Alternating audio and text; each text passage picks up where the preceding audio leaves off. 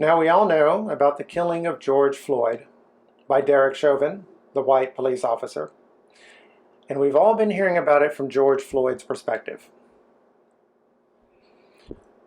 But I always, in my gut, identified with Derek Chauvin. You could tell yourself these little fables about how he's this white cop putting down the black man. It's just like, I'm looking at his photo right now. You've all seen his photo. He's a skinny little old white man. He's kind of just hunched over, like he's been beat down. He's one of the more experienced officers. Apparently he was training the new officers. And he's kind of like, he has sort of a hunched look, like he's kind of like just trying to get through life, just trying to get through the world. And oh, Derek, look at the black man under his heel, under his knee. It's just like, Derek is, I've not confirmed this, but apparently he's like 6'7" and muscular. He was foaming at the mouth when they got to him. They said he was drunk. He was abusive. He was a counterfeiter. He tells these people when they try to put him in the police car, you see the police car bouncing around. Oh, I'm claustrophobic. It's just like, are you really? You just got out of a car. You seem to be resisting arrest. We do this hold. And I see these psychiatrists and identify. I see these, I'm just going to say me, Bill Krapek. Because this is me that you're talking about. You're talking about me. And let me tell you something before I continue. You can kiss my ass. I'm sick and tired of people lying about me. I'm going back kind of into therapy again, and I'm taking some online courses for something called, for what I think I might have a personality disorder called an avoidant personality type, a flawed attachment personality type. I'm a dismissive avoidant, basically. Really, I'm a shove them out the door before they can hurt me because I just can't trust anybody. And so I'm alone. And I have a friend of 35 years I've just broken with. It was over COVID, but we probably would have fought over this too. It's just like, man, you don't know a freaking thing about me. And it is pretty obvious to me after years of freaking talking to you that you would listen to anybody but me. If it comes from Bill, it can't possibly be true. Then I have another friend I've almost got ready to end the friendship with over that, but I'm like, yeah, it's complicated. Oh my God, this gets so old. Now, I've seen a couple of online psychiatrists. One of them I watch all the time. I'm going to stop watching after this. There's really no excuse for what he did. And they declared this guy to be a sociopath or a narcissist. He's got this black man under control and he's showing that he's in charge. Look at him. He doesn't even care. That's what you say about me. That's what you think. That I just want to show everybody that I'm in charge, that I'm so much better than these Negroes. Did it ever occur to you that maybe I'm not worried that these people are filming me because I don't think I'm doing anything wrong? I don't think I'm doing anything wrong. So look up the Minnesota law, second-degree murder, and I see what you're trying to do to me. You want to kill me. You want to murder me. You're trying to murder me. You want to poison the well so you can get me in prison with black folks so they can kill me. That's what you want to do. You want to murder me. That's what you're trying to do. You're using all your power. Second-degree murder, killing a human being intentionally but without premeditation. Not thinking about or preparing for beforehand. Causing someone's death. Okay, the other would not apply to me. Okay, yeah. So there are other parts, killing a human intentionally but without premeditation. So you're saying that I went up to this Negro, and that's what you're saying. I'm this white man, that I went up to this Negro. And I didn't plan on killing him, but I was going to kill him. Because I'm a narcissist. Based on this film. Rest assured, if I were a freaking narcissist, people would tell you some stories about me. That would already be out in the media. Nobody's telling stories about me. I know my wife has left me.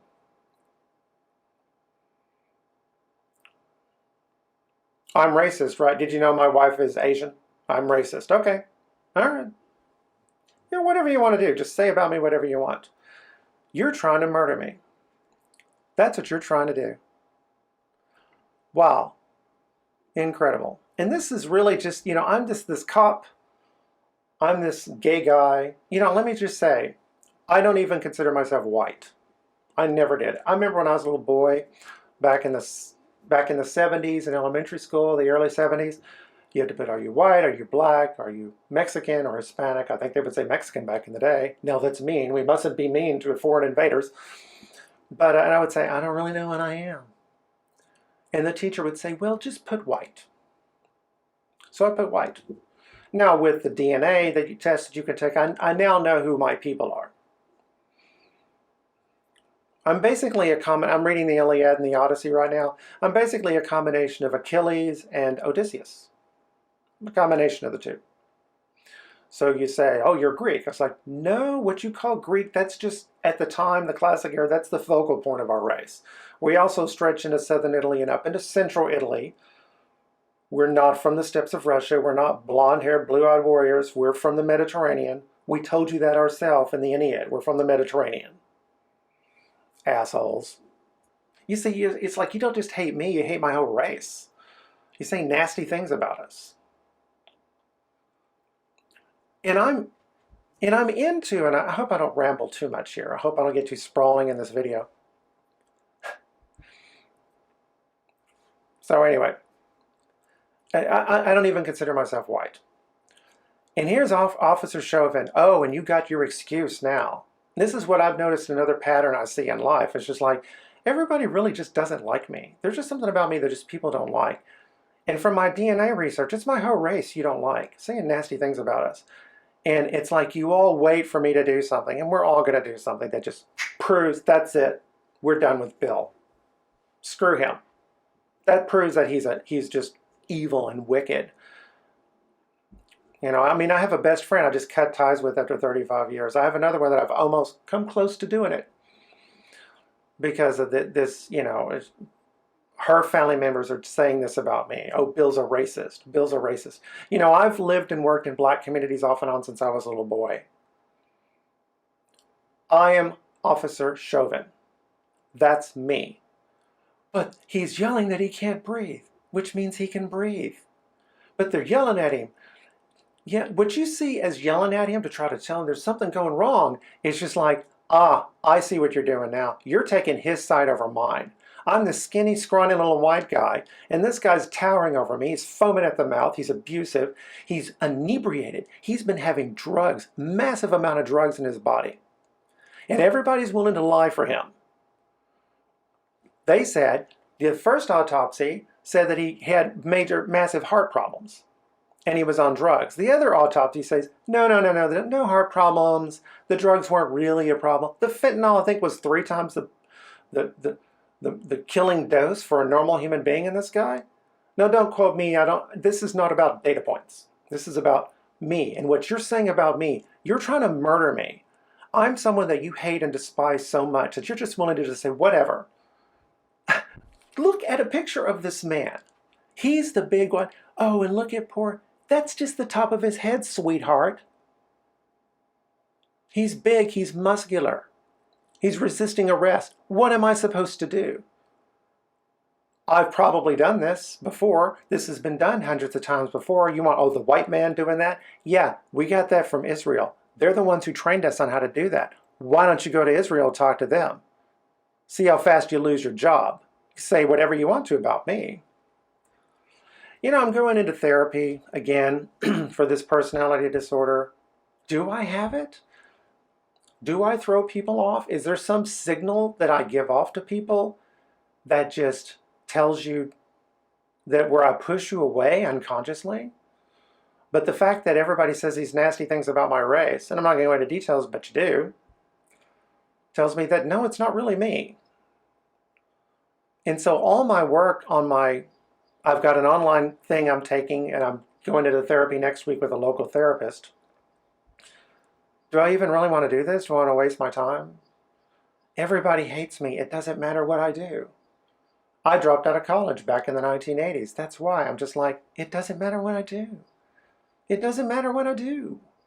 I can do the most amazing thing. You know, there's an author named Malcolm Gladwell. He comes up with these interesting little stories, little twists on things that we all see every day. And he's sold millions of books. He's been very successful. Now, what I'm about to say, it's going to seem like I'm trashing him. I'm absolutely not. Have a lot of respect for him. I want everybody to succeed. Okay? I do a YouTube channel. This is going on both of my YouTube channels. But on my main YouTube channel, there's also Christ in the Culture Conf. I do a lot of original research, and I do a lot of fantastic, groundbreaking work. Okay? Let me tell you this. When I start talking about homosexuality in the Bible, you stop everything you're doing and you listen to me.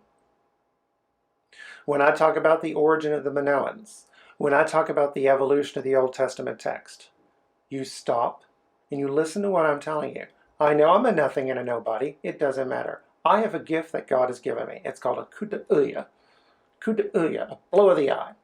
Boom. I take these complex things and I can pick them apart, break them, and explain them. I'm fantastic at that. That's my gift. I'm not a lot of fun on date night, but if you need a field marshal or an emperor or a pope, I'm the guy you want to talk to. Nobody listens to me. Malcolm Gladwell does great. Oh, George Floyd, he's a martyr. He's a saint. Oh, and his family. Oh, my God. Oh, my God, his family's going to get millions of dollars out of this. You know it. I get this laptop, get these microphones, spend all this money, get in all this debt, doing this labor that I love. Nobody cares. If it were just a hobby, it wouldn't matter to me. I'm like, okay. I can take a joke. You need to listen to what I'm telling you. Nobody listens to me. Now, what have I gone through? I've been working in the black, either we're talking about Derek Chauvin or we're talking about myself. Let me talk about it. I used to be at a convenience store. I was first at a clerk, and then I became a manager, a night manager, almost always in a black store, in a black neighborhood. I would always have to go through this ritual humiliation. Every day, they would ritually humiliate me. Do something to me that would make me just feel like absolute shit. Put me in my place. Oh, just remind me of who I am. I've been robbed at gunpoint, spit on. Let me give you a couple of examples. So I'm serving the line, and then all of a sudden I hear this voice, I'm next. And so I look over, and there's white customers in the line, and this is a black guy. And then he all talks to me, and he's a regular who's always abusing me. And he's like, you want to help a black guy? It's just like, he not only knew I did not see him, he made sure I didn't see him, just so he can humiliate me. Another woman who was always humiliating me. And nobody protected me from these people. She came up to the counter with all of her stuff, and she packed it all together in one tight little spot, way over in the corner, away from me. So I had to reach over and grab her stuff. I want to just take this and just throw it at her head. I was so, hey, it's this or starve on the streets. My earliest memory as a little boy, wee Willie. I was Willie when I was growing up instead of Bill. Obviously, I changed that when I became an adult. Is, what did I do wrong? Why am I here?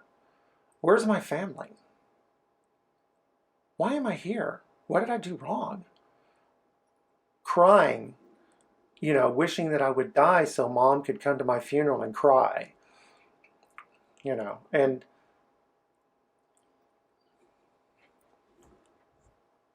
off and on, I've been in black communities since I was a kid. The job I'm at's the best job I've ever had. I'm surrounded by African Americans who make as much money as I do. I have an IQ in the top 5% of college graduates. I do this amazing, groundbreaking work. Nobody cares. It's the best money I've ever made in my life. There was a woman there, a black woman, who who always played the race card. Oh, yeah, but she was always harassing white people. Always. And she knew how to go right up to the line and then back off. Right up to the line. She knew what she was doing. Knew exactly what she was. The reason why she's not still there is because she had a brain aneurysm and nearly killed her. She survived.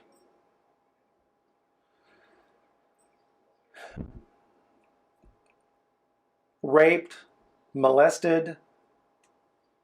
2 different events, not the same event. 2 events. Put at the mercy. Do I hate black folks? No, I'm a Christian. The community is screwed up. People like George Floyd is why nothing gets accomplished in the black community. But you know what? I understand when you're caught, because he's caught in drugs and everything like that. He still could have been calling on the name of Jesus. When he died, he could have called on the name of Jesus, but he has no merits. Or perhaps he was actually working to try to overcome this, trying to be a Christian. I do not judge anybody by their outer action. You have to judge people if you want to keep a society going, but you can't do that for whether they're going to heaven or hell. So this weekend, I told God I will pray 2 rosaries on his behalf to give him some merit in heaven. I mean, I'm not Catholic. I got a video that I want to do about why I'm not a Catholic. I just don't want to do it. I don't want to do my online therapy work. I don't want to talk to this therapist next week. I just want to be alone. I mean, my own friends, once again, is just like, if I say it, it can't possibly be true. It's like nothing I do matters. That's why I dropped out of college. Nothing I do matters. Every time I do anything wrong, everybody's jumping my shit. Just proving that Bill Krapek is just as bad. Oh, just as bad. I knew it. I could be wrong about Derek Chauvin. He could actually be a narcissist. But I have a feeling if he were, we'd be hearing those stories now. This stuff doesn't come bolt out of the blue. This is also a personality disorder. And this stuff has plenty of precedent. The fact that nobody has stepped forward says that it ain't true. But, you know, it's really the thought that counts. It's really the thought that counts. What am I working on right now? Where I'm reading the Iliad. I'm finally reading the Iliad. I'm going to go grab the book. What has Bill noticed? Hey, Bill noticed decades ago that the books in the Bible of 1st and 2nd Samuel and 1st and 2nd Kings are really lively. You know, when people who hate Christianity talk about Christianity, I'm just like, listen, there's some literature in there that is fantastic. You wouldn't believe it. And I read this for the first time, 55 years old. I look amazing for a 55-year-old, right? Because I take care of myself. Not that it really matters. There's a lot of stories in here that are in the books of the books of 1st and 2nd Samuel and the books of 1st and 2nd Kings. There's a connection between these 2 works. Now, one is not the ripoff of the other, they're cousins. There's an intermediary there. King David had to fight a people called the Philistines. We just, at the city of Ekron, 10 years ago or something like that, we found a list of kings. Now, the Greek is an Indo-European language. They have the Greek alphabet. These people spoke a Semitic language similar to Hebrew, but mostly like the language up in Babylon. Or not Babylon, sorry, that's over. Biblios, from which we get the word Bible. These are Phoenicians. And the font that they use, it's a Semitic alphabet, and the font that they actually use, they got from their neighbors, the Israelites, who were right next door. And so you have to be careful with the names, but it sure looks like they have Greek names. And one of the kings is named Isid, which could very easily be Hesiod. Homer is the greatest of the poets. Hesiod is the 2nd greatest. This king lived about 100 years after the death of Hesiod. Hesiod's grandkids could still be alive. Well, no, not true. But he would be already been famous and renowned by then. There's your connection right there. I'm the only one who seems to have noticed this. There's a scene here where the son of the king of Troy, the son of King Priam, has a prophecy that the women of Troy are to go into the storehouse and take the most beautiful dress that they have and lay it at the feet of, I assume the statue of the goddess Athena, bringing it up out of storage. Okay? Because Athena hates the Trojans. She's out to kill them. the Greeks, the Mycenaeans, are storming the gates of Troy. They're winning. They're absolutely kicking their ass. And it's Athena who's egging them on. And I'm just like, okay, so in my research on the Minoans on Crete, hang on just a second.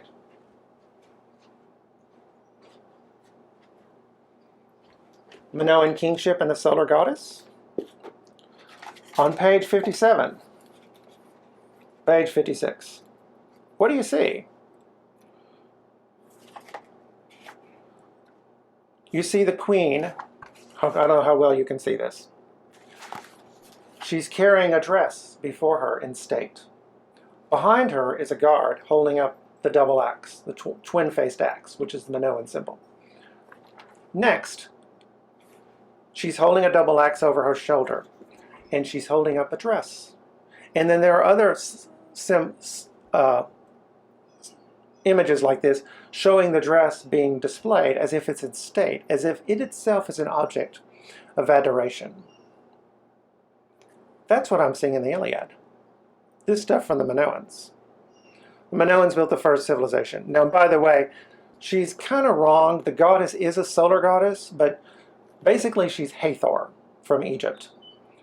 Obviously not exactly the same because it's a different people. They have a sun god, just like you have the relationship between Hathor and Ra. You have a sun god here. See if I can find him without taking too long. Here he is right here on page 109. He's standing between the twin peaks. The sun rises above the twin peaks. He comes up from the underworld. So that's a sun god. So the solar relationship between the sun god Ra, excuse the bird, sorry about that, between the sun god Ra. Anyway, I don't want to go too deep into that. This just goes to show you how my mind works, where I should be, and I get nothing. Instead, I get this. Everybody thinks it's perfectly okay to say shitty things about me, just to blow me off.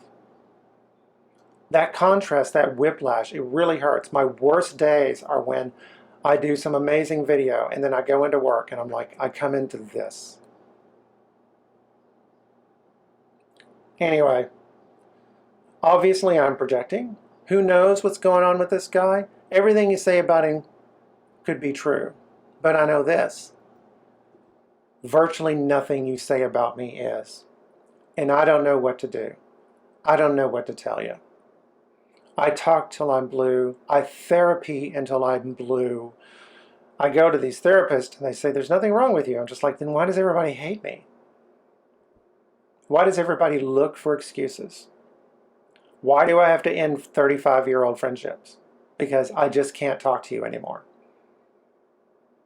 But there's no hate in my heart. I'll do what I can do.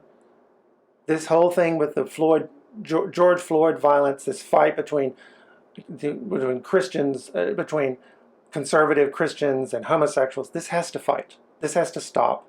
The Bible's not anti-gay. It's not talking about us. The whole thing, that's a lie. It's a fraud.